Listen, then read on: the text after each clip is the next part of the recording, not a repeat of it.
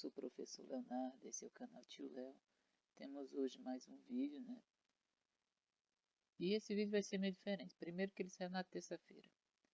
Segundo que ele vai tratar sobre o capítulo 1 que a gente já viu em sala. Eu decidi fazer esse vídeo só para vocês não terem como ficar sem vídeo essa semana, já que eu já terminei o assunto de vocês em vídeo, tá? Não em live. O assunto do caderno 1. Então, como eu ia ficar sem vídeo para essa semana, eu decidi postar o vídeo que faltava aí, né, sobre o capítulo 1 para vocês. Espero que dê tempo de fazer tudo em uma parte só, mas se não, né, se ficar muito longo, eu divido em duas partes aqui esse vídeo, até mesmo em 3. Beleza? Então vamos lá, números racionais. É por onde a gente vai começar. E os números racionais, eles estão presentes em qualquer tipo de medida. Quando a gente vai medir altura, né, peso, por exemplo, uma das medidas mais convencionais em que geralmente a maioria das pessoas verifica todo dia, né, é a altura e o peso. E ela utiliza números racionais. O que seriam esses números racionais? Tá?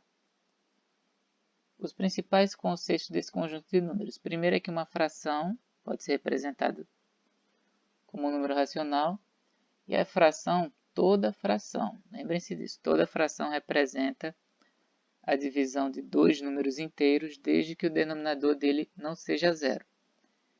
Por que o denominador não pode ser zero? Porque, primeiro, não existe divisão por zero. Você consegue dividir zero para qualquer outro número, mas você não consegue dividir qualquer outro número por zero, tá?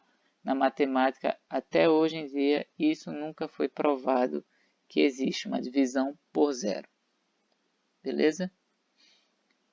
Depois, uma fração sempre pode ser representada sob a forma de um número decimal, efetuando-se a divisão do numerador pelo denominador. O número decimal são aqueles números com vírgula que vocês já estão habituados no seu dia a dia. Quando na representação decimal de um número, né, a quantidade de casas decimais é finita, esse número é chamado de decimal finito ou exato, ou seja, há uma divisão que é exata, porém dá um resultado com vírgula, tá? E quando é representada por uma quantidade de casas decimais infinita, o quociente ele é chamado de dízima. Se há um algarismo que se repete na parte decimal, então essa dízima é chamada de dízima periódica, tá? E o algarismo que se repete ao longo da parte decimal, ele vai ser o período dessa dízima periódica.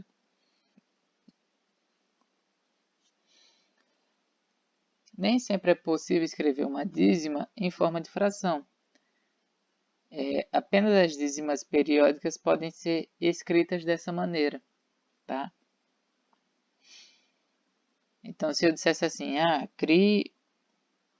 copie 4 dízimas, vocês poderiam fazer tanto periódicas como não periódicas. A diferença é que o número decimal teria que ser infinito, tá?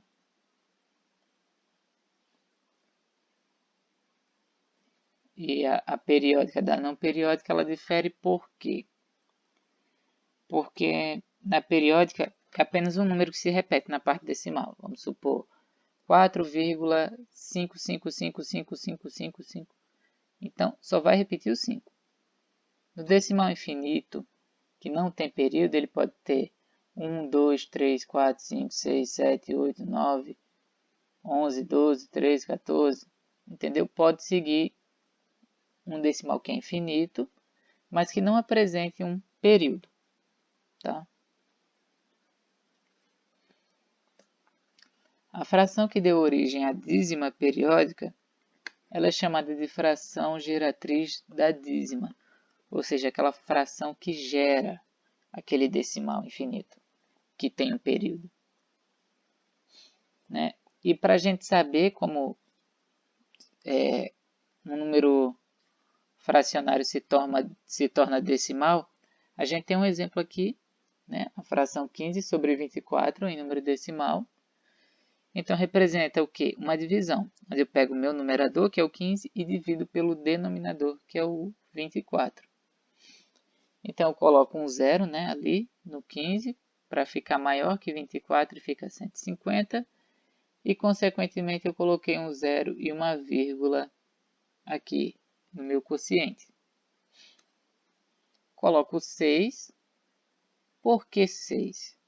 6 vezes 24 dá 144.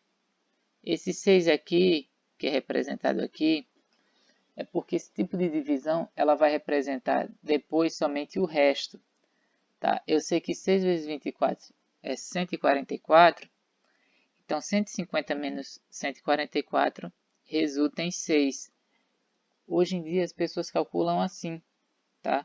Antigamente a gente colocava 150 menos 144 e tem o resto 6. Aí a gente faria, então para diminuir espaço, né, economizar espaço em folha, se calcula dessa maneira. Mas você pode fazer da maneira convencional que também vai dar certo. Pronto, deu 6. 6 é menor que 24, coloca um zero, certo? Já tem um numeral após a vírgula, não vou acrescentar nada. 60 é maior que 24, eu divido. Dá 2, vai dar 48. Então, 60 menos 48, sobra 12. Então, aí eu vou colocar outro zero. E 120 dividido para 24 dá 5. 5 vezes 24 dá 120, meu resto é zero. A conta é exata. Então, o número decimal que vai representar essa fração é 0,625, tá?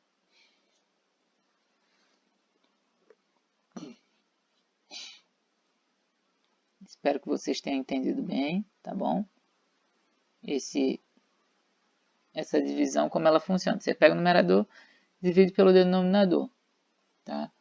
Uma dica é você pegar, criar qualquer fração, tá, desse tipo, e pegar o seu numerador, dividir pelo denominador.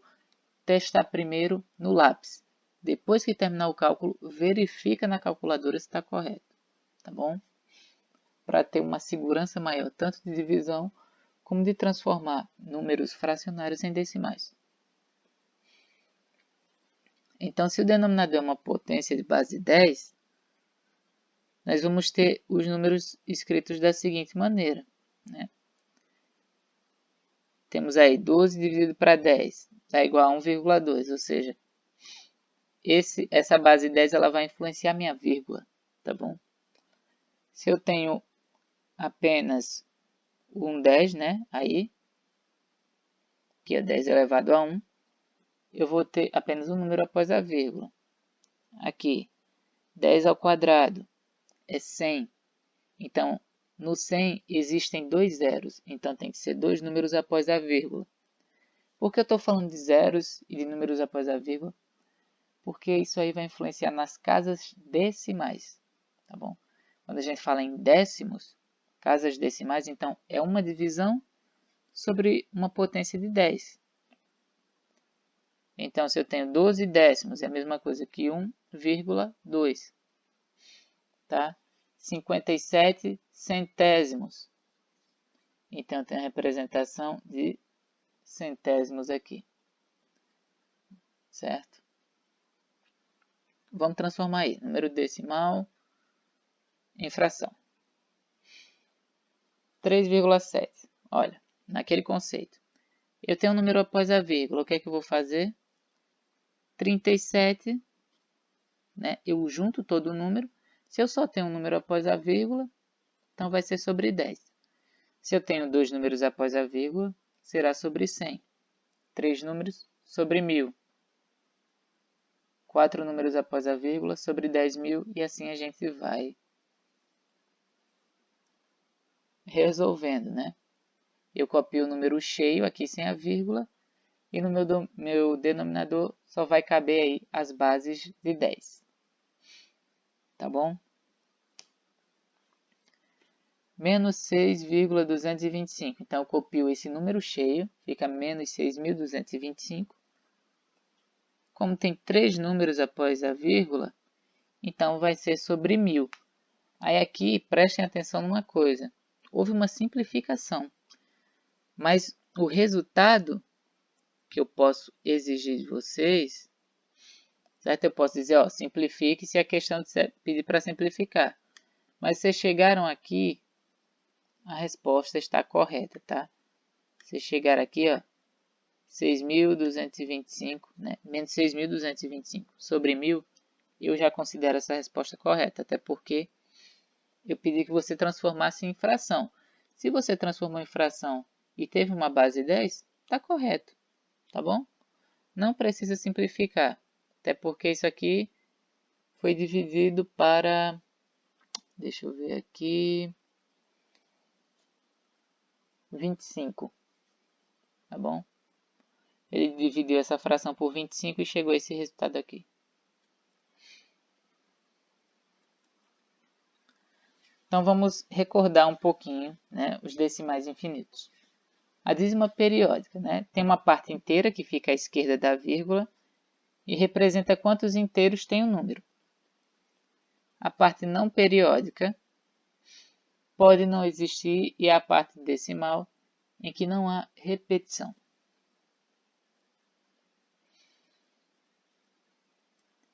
Parte periódica é a parte decimal em que há repetição. Então, a parte não periódica de um número, que é decimal, infinito, ela pode ser composta assim, eu tenho 4,1777777. O 1 estava depois da vírgula, mas ele não repetia mais nenhuma vez. A única coisa que repetia era o 7. Tá? Então, ele é considerado uma parte não periódica porque ele está na parte decimal, mas ele não faz parte do período. E período é um algarismo ou grupo de algarismos que se repete, certo? Temos um exemplo aqui, ó, 7 dividido para 3, que dá 2,333. Esse 3 se repete. A parte inteira aí é o 2, tá? A parte periódica é esse vírgula 333, que é o que vai ser o nosso período, tá bom? Nesse decimal não existe uma parte que não é periódica. Então, o algarismo 3 ele é o período, e essa dízima periódica pode também ser representada por 2, e o 3 com a barrinha em cima dele, tá? Para dizer que é aquele único número que se repete no meu período. Ó, 146 dividido para 99. É a mesma coisa que 1,47, 47, 47. Então, nós vamos ver o nosso número. A parte inteira é 1, mas o período é o 47. Então, representado na dízima, ele pode ser também, né, como ele é o nosso período, essa barrinha sempre vai em cima do período, pode ser representada aí por esse 1,47 com a barrinha em cima do 47. Agora aqui nós temos um com a parte não periódica, olha. 289 dividido para 90. 3,2 e aí eu tenho uma série de uns, tá? Então esse número que está em amarelo é a parte inteira. Por quê? Porque ele vem antes da vírgula. E aquilo que está depois da vírgula é a parte decimal, que é decimal, não é inteiro, tá? É sempre um pedaço de algo. Então, o nosso período é composto somente pelo 1, e a parte que não tem período, ou seja, não faz parte dele, é o 2 que está depois da vírgula, faz parte do número decimal, mas não faz parte do meu período. Tá? Então, o algarismo 1 é o período, e essa dízima periódica pode também ser representada por 3,21, sendo que a barrinha vai estar somente em cima do 1 e não do 2 e do 1, porque é o único número que se repete aí, é o que vai receber essa barrinha em cima. Portanto, como o 1 é o único que se repete, ele é o único que receberá essa barrinha, tá? E se eu quiser transformar, fizer o inverso, um decimal em fração. Aí eu vou entrar no conceito de fração geratriz. A fração geratriz, ela permite que eu pegue uma fração com decimal infinito, que seja periódico, tá? E monte a fração que gerou ele. Eu pego esse decimal infinito periódico e vou montar a fração dele. De que maneira? Primeiro eu escrevo que f é igual a 2,133333, tá? Por que eu estou chamando de f? Porque esse f quer dizer de fração, tá? A gente quer descobrir a fração, por isso que a gente colocou um f aqui, mas pode ser qualquer outra letra, tá? Se você quiser colocar a letra do seu nome para ficar mais fácil, então você pode colocar.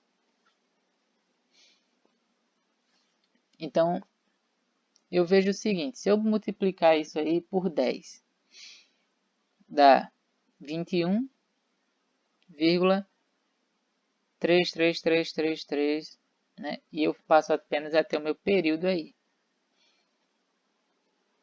Porém, o meu número, né? Porque eu vou ter que efetuar uma subtração entre equações aqui, né? Nós temos essa primeira equação. Deixa eu ativar a canetinha aqui. Nós temos essa primeira equação aqui, tá? E nós temos essa segunda.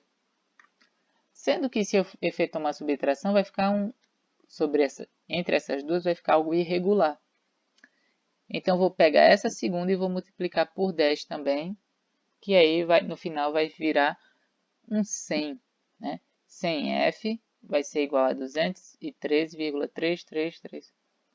Por quê? Porque a intenção é a gente ter no período a mesma coisa para poder subtrair, né? Para poder anular o período. Se eu tirar o meu decimal, eu consigo formar uma fração, tá bom? Então, ó, eu tenho esse aqui, eu vou usar esse menos esse, tá?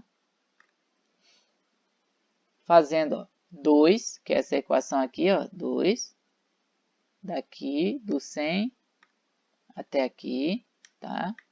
Menos 1, que é 10f, né? Que é igual a isso aqui.